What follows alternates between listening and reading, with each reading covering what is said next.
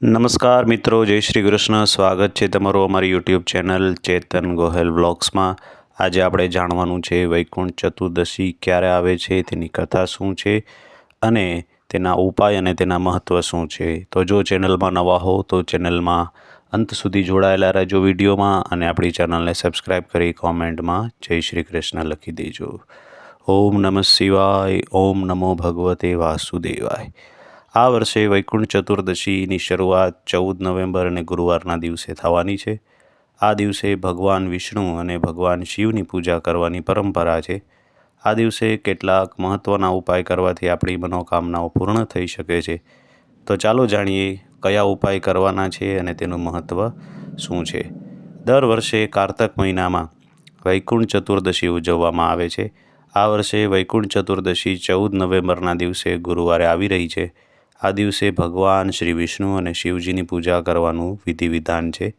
ધાર્મિક માન્યતા અનુસાર આ દિવસે ભગવાન વિષ્ણુ માટે શ્રદ્ધાભાવથી વ્રત અને એની પૂજા કરવાથી જીવનમાં ચાલી રહેલી દરેક પરેશાનીઓ ખતમ થાય છે. ખરેખર વૈકુંઠ ધામ એ સ્વર્ગ સમાન માનવામાં આવે છે. જ્યાં ભગવાન વિષ્ણુ અને માતા લક્ષ્મી નિવાસ કરે છે, એવામાં વૈકુંઠ ચતુર્દશીના દિવસે અમુક ઉપાય કરવાથી આપણી મનોકામના પૂર્ણ થાય છે. તો હવે જાણીએ આ વ્રત કેવી રીતે કરવાનું હોય છે.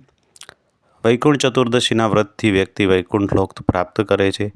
આ વ્રત ભગવાન વિષ્ણુ અને ભગવાન શિવને સમર્પિત હોય છે.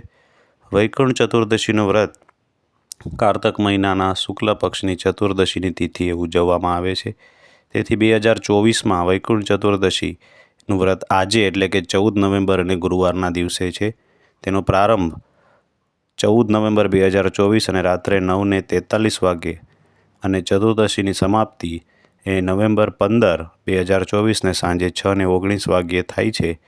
વૈકુંઠ ચતુર્દશી નિશિતા કાળ એ રાતના 11:39થી પારના 32 સુધી છે, એટલે કે નવેમ્બર 15ની અવધિ છે 53 મિનિટ.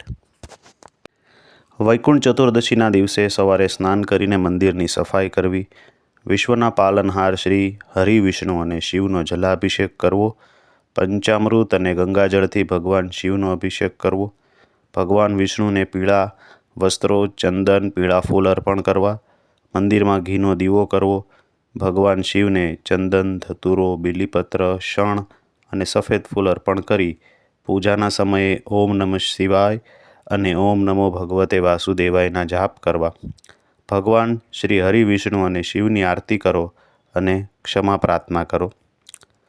વૈકુંઠ ચતુર્દશીનું શું મહત્ત્વ છે તેની હવે આપણે આગળ વાત કરીએ.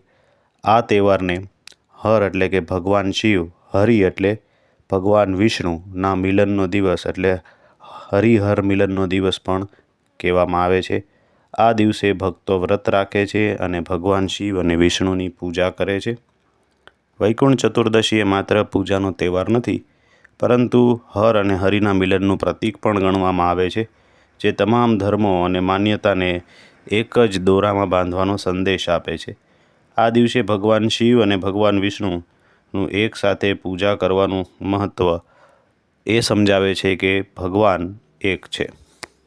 આપણા હિન્દુ ધર્મમાં અનેક દેવી દેવતાઓની આપણે પૂજા કરીએ છીએ, પણ આ તમામ દેવી દેવતાઓ એક જ છે, એ આ વ્રત દ્વારા સંદેશ મળે છે. આ વ્રતની કથા શું છે એની હવે આપણે આગળ વાત કરીએ. એકવાર નારદજી પૃથ્વી પર આવ્યા અને ભગવાન વિષ્ણુને વૈકુંઠમાં પહોંચ્યા. વિષ્ણુએ નારદજીને આવવાનું કારણ પૂછ્યું. નારદજીએ કહ્યું, હે પ્રભુ, તમે ધરતીના માણસો માટે કૃપાધીન કહેવાય છો, પણ આના કારણે તમારા પ્રિય ભક્તો જ તર થાય છે, સામાન્ય સ્ત્રી પુરુષો નહીં. તેથી કૃપા કરીને એવો માર્ગ સૂચવો કે જેના દ્વારા સામાન્ય સ્ત્રી પુરુષો પણ તમારી કૃપાને પાત્ર બને. આના પર ભગવાને જવાબ આપ્યો, હે નારદ, જેઓ કારતક શુક્લ ચતુર્દશીના દિવસે સ્ત્રી પુરુષ વ્રત રાખીને મારી ભક્તિપૂર્વક પૂજા કરે છે અથવા તો કરશે, તેને સ્વર્ગ મળશે.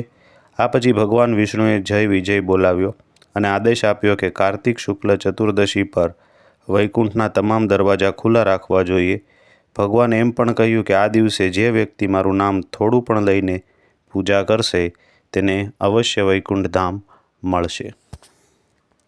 આમ વૈકુંઠ ધામની પ્રાપ્તિ માટે આજનો દિવસ ખૂબ જ શુભ માનવામાં આવે છે, જેમાં સામાન્ય જન એ આજના દિવસે ભક્તિપૂર્વક ભગવાન વિષ્ણુ અને ભગવાન શિવની પૂજા કરી, હરની પૂજા કરી અને વ્રત રાખે તો આજના દિવસે વૈકુંઠના દરવાજા ખુલ્લા હોય છે. તેને અવશ્ય વૈકુંઠ ધામ મળી અને મોક્ષની પ્રાપ્તિ થાય છે.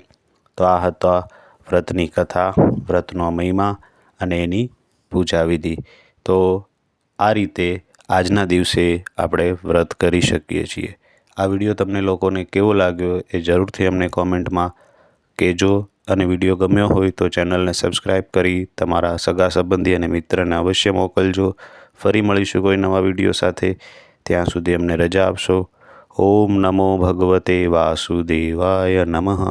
ઓમ નમઃ શિવાય.